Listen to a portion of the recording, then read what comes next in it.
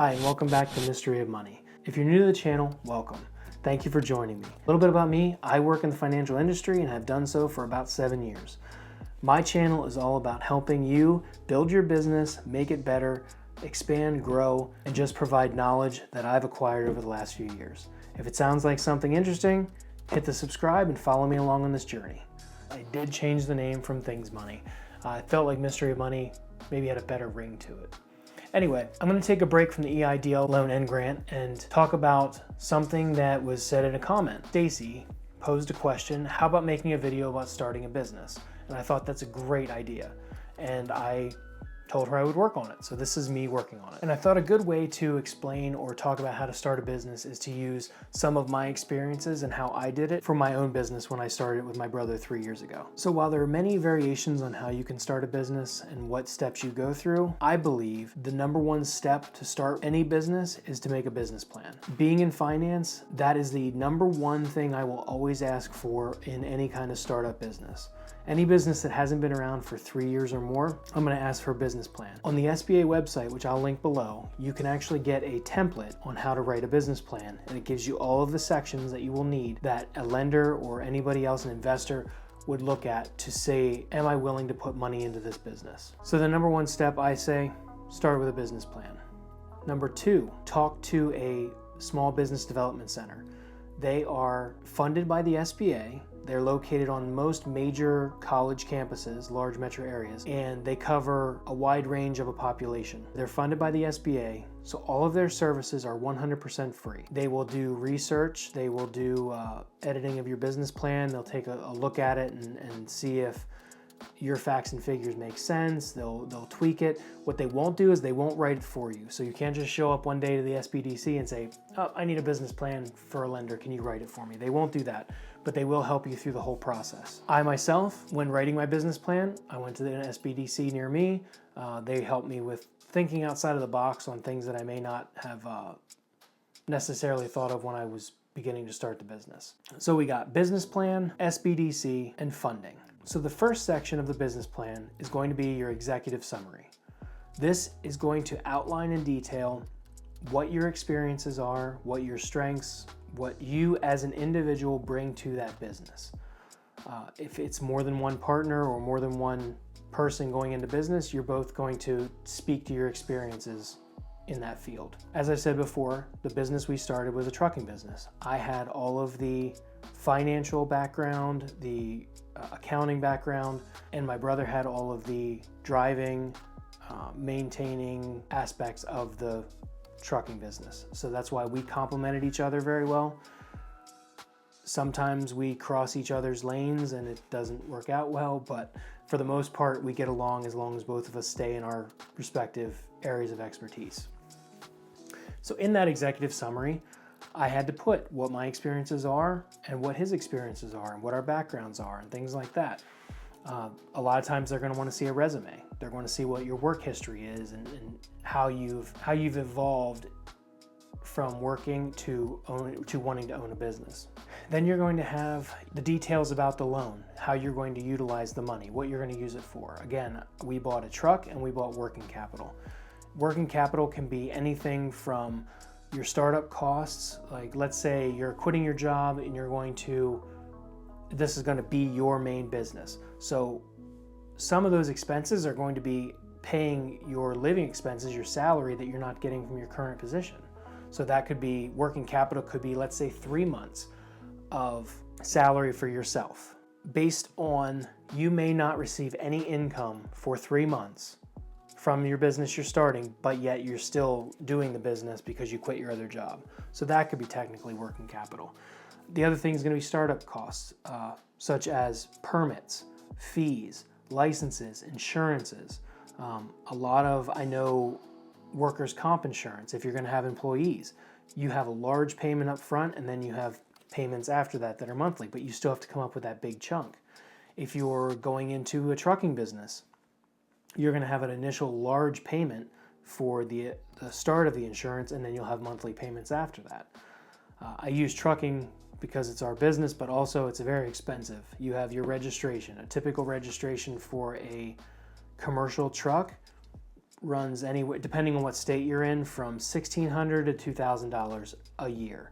So if you're gonna have 3 trucks, $6,000 right out the door, day one you start. Depending on any other businesses you start, you're gonna have those upfront costs that you normally would have any other aspect. So another example would be computers, printers, cameras, a vehicle.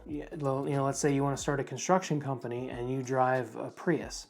Well, it's going to be kind of hard to outfit all of your tools and all that in a Prius. So you're going to need a pickup truck or a van or something like that. That's going to be an initial cost. That would fall typically not under working capital. That would fall under equipment, titling of that van, the insurance for that van, the initial gas for that van would fall under working capital. So that's what you would break down in your business plan. What exactly would be those soft costs, the hard costs, equipment, things like that. So once you get that hammered out, then you're going to go to another section where you're going to explain where you believe your business is going to go. And this is called projections. So you're going to project both in words and in numbers where you think your business is going to go over the next, typically they like to see the first year and then the second year broken down by quarters. Depending on the amount of loan, they're going to want to see 3 years. But basically, they want to see where you think your business is going to be in X number of years. I always tell people, nobody ever projects themselves out of business. That's a lot of times what happens in small business startups, because they don't look at all the downside risks along with the upside of starting a business or owning your own business. Everybody thinks of owning your own business as they can take off whenever they want and go on vacation, but they don't realize that owning a business, you work a lot more hours than if you work for someone else. That explains how you're going to make money. Another section you want to make sure you put in there is what you're going to make money doing.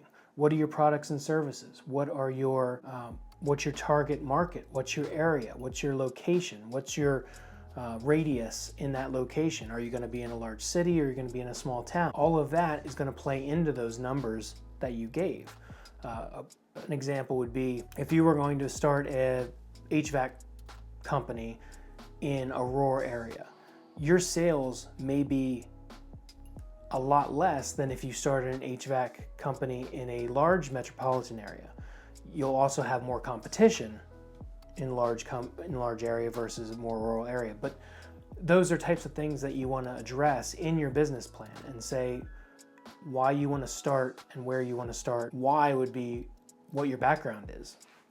If you worked for an HVAC corporation or company for a few years and now you want to go out on your own, you already have the working knowledge of how the companies work and what they do. Now you want to translate that into owning the business and work more of the management side of it. I always look when I'm talking to people that are starting businesses, I always look for relevant, comparable experience.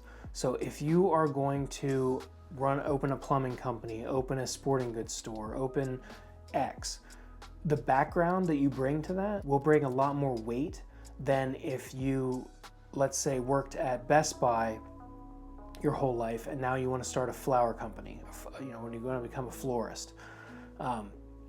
Not saying that can't work out. I've seen businesses that were born out of frustration of working in a corporate environment and wanted to do something else. I'm not saying it won't work, but it's just harder to express your experience and your knowledge in an industry that you don't necessarily understand completely. Another section would be strategy and implementation. How are you going to go from point A today with no money and no customers or anything to where you're going to be later? How many customers you're going to acquire, things like that. Again, that's going to be the written part of the projections and of the business plan. That speaks a little bit to the business plan. I always tell people it's not War and Peace. You don't have to make it 100 pages long. It just has to be clear and concise. So when someone's reading it, if I don't know what your business is, I can get a very quick snapshot of what that business is going to look like.